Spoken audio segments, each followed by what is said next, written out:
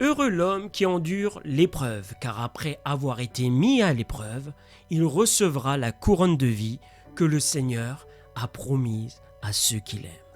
Quelle que soit l'épreuve que tu traverses aujourd'hui, sache que Jésus t'aime.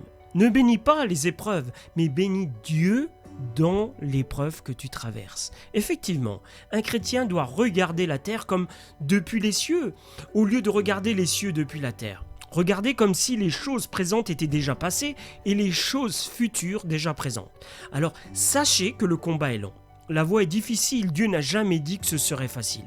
Franchement, il a parlé des moments difficiles que nous allons traverser, des temps d'épreuve, d'opposition, des temps où tout va mal, où on se sent inutile, si seul. Pourtant, à cause de nos épreuves, à cause des souffrances, nous nous décourageons rapidement en fait.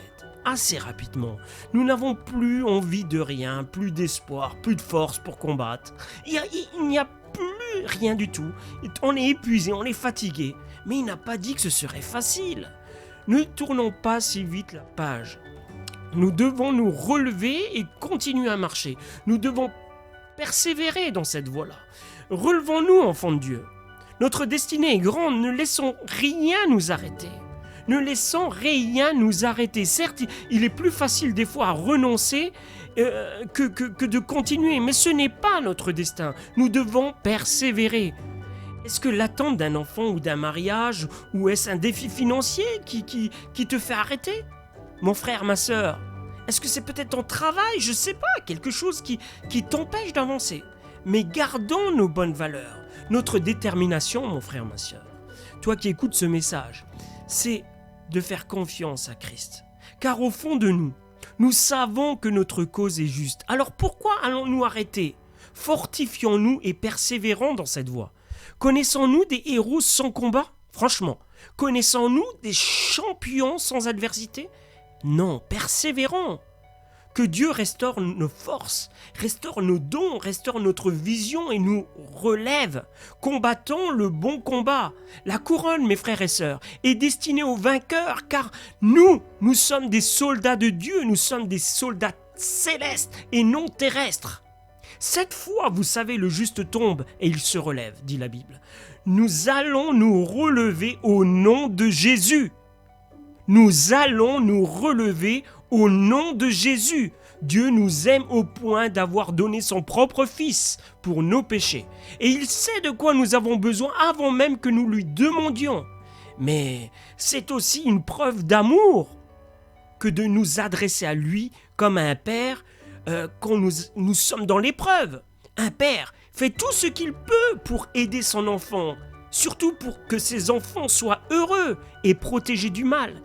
À combien plus forte raison Dieu fait-il tout ce qui est dans son pouvoir pour nous conduire à l'abri du mal. Alors, franchement, mes frères et sœurs, remettons-lui nos soucis, nos craintes, nos épreuves, simplement en nous souvenant de ses promesses, de sa parole.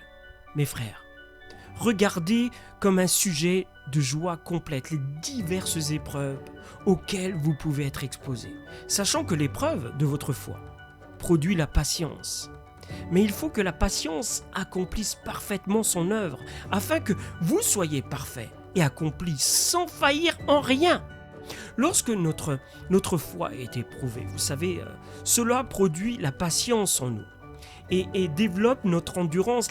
En fait, les diverses épreuves qui constituent en fait un test de fermeté de notre foi, de notre engagement, de notre amour, de notre fidélité envers le Seigneur. Je vous le dis, refusez de se réjouir face aux difficultés. Pensez que Dieu vous abandonne, par exemple, ou qu'il ne prête guère attention à vous. C'est justement là que vous échouez au test. En tout cela, même Job ne péchera point et n'attribuera rien d'injuste à Dieu.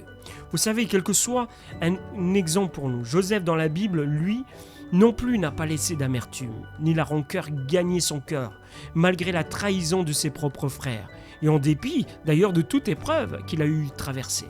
Comme Joseph, regardons les épreuves auxquelles nous sommes exposés comme un sujet de joie complète.